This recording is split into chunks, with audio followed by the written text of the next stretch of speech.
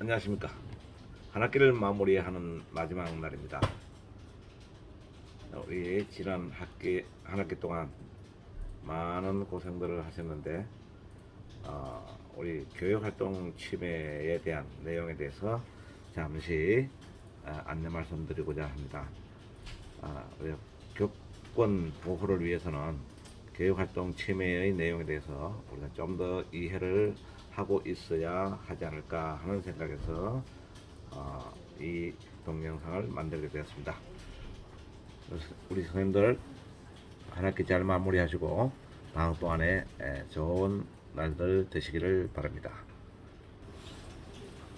자, 그러면은 지금부터 교육활동 침해에 대해서 간단하게 선생님들의 이해를 돕기 위한 말씀을 드리겠습니다.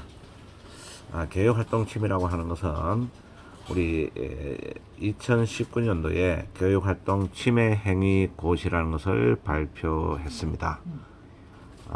여기 1조에 보면은 교육부 장관에게 위임된 교원의 교육활동을 부당하게 간섭하거나 제한하는 행위 및 교육활동 침해 학생에 대한 조치별 기준에 관한 사항을 정함을 목적으로 한다 해서 우리 교원 지위 향상 및 교육활동 보호를 위한 특별법과 그 시행령 여기에 따른 고시라고 보면 되겠습니다. 그 2주에 보면은 구체적으로 교원의 교육활동에 대해서 이야기를 하고 있는데 그 1호에 보면은 제2조 1호에 보면 교원의 정당한 교육활동을 방해하는 행위, 또 2호에 보면 교육활동 중인 교원에게 성적 운동 등으로 성적 굴욕감 또는 혐오감을 느끼게 하는 행위, 3호에는 교원의 정당한 교육활동에 대해 반복적으로 부당하게 간섭하는 행위, 그 다음에 4호에 그 밖에 학교장이 교육공무원법 제43조 제1항에 위반한다고 판단하는 행위, 이런 내용입니다. 그래서 교육활동을 침해하는 침해자는 학생이 될 수도 있고 학부모가 될 수도 있고 또 다른 제3자가 될 수도 있고 또 동료 또는 관리자가 될 수도 있는 겁니다. 그래서 어느 누구라도 이러한 교육활동 중인 교원에게 이와 같은 내용을 하게 될 경우에 이것이 바로 교육활동 침해라고 할 수가 있겠습니다. 그래서 이러한 교육활동 침해에 대한 조치에 대해서 학생에 대한 조치 내용을 이번에 한번 알아보도록 하겠습니다. 학생에 의해서 교권 침해가 일어났을 경우에 교권 침해 내용을 어떻게 처리하는가에 대한 순서입니다. 먼저 그 침해를 당한 선생님의 심의 요청이 있을 경우에 그 내용을 파악하고 조사를 하여 피해 선생님에 대한 보호 조치를 하게 되고, 그 다음에 침해 내용에 대해서는 교육지원청에 보고를 하게 됩니다. 그리고 바로 교권보호위원회 심의를 거쳐서 처분을 하게 됩니다.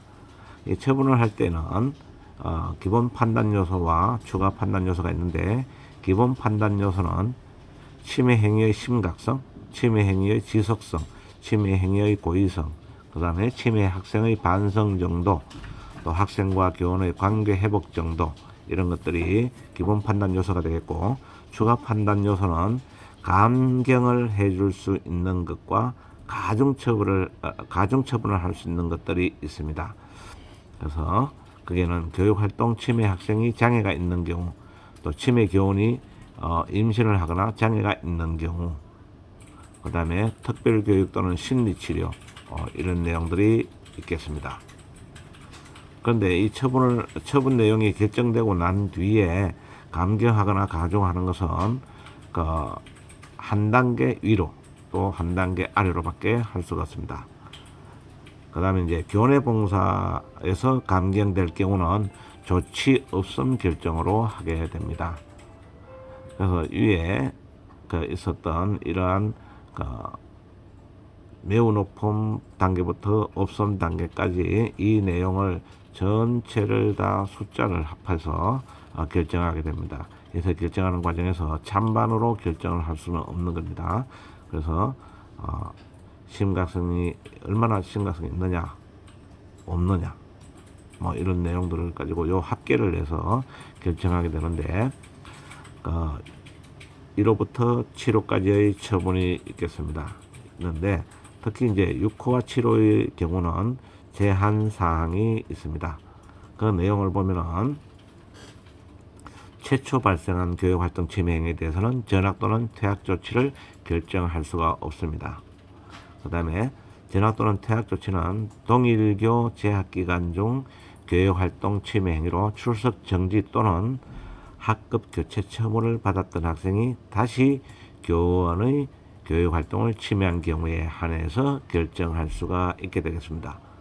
그렇지만은 1, 2항에도 불구하고 그럼에도 불구하고 상해와 폭행의 죄라든지 또는 성폭력 범죄의 처벌에 관한 특례법 제2조 1항 등에 해당되는 행위는 최초의 발생 사안이라 할지라도 전학 또는 퇴학 조치가 가능합니다. 그래서 이 형법 제2편 제25장 그 다음에 제2조 제1항에 있는 내용 이 내용 해당되는 경우는 전학 또는 퇴학 조치가 가능하다는 겁니다. 그래서 우리가 학생의 어떤 행위가 교권 침해에 해당되는가 하는 것을 판단할 때는 모든 교육 활동 과정에서 일어나는 것들이 되겠고, 그 다음에 심각하고 지속적 고의적인 것, 그 다음에 공개적인 것인가 이런 것들입니다. 그래서 어떤 경우는 개인적인 관계에 불과할 수도 있고 교권 침해 행위가 될 수도 있는데 이러한 교권 침해 행위가 생겼을 때는 즉시 상담을 해 주시면 감사하겠습니다. 그리고 교권 침해 행위가 일어나지 않도록 선생님들께서 또 주의를 해 주셔야 학생들을 대할 때 때로는 한 발자국 뒤로 물러나서 관찰자의 입장에서 학생들을 바라본다면은 학생들과의 충돌을 좀 줄일 수 있겠고, 또 때로는 교권 침해 행위가 일어날 가능성이 있다라고 했을 때 잠시 자리를 피해 보는 것도 좋은 방법이 될 수가 있습니다. 그래서 우리 2학기가 되면 선생님들과 학생들의 관계가 좀 더 좋아지고 또 충돌이 적게 일어났으면 합니다. 우리 선생님 여러분들 행복하시고 좋은 날들 되시기를 바랍니다.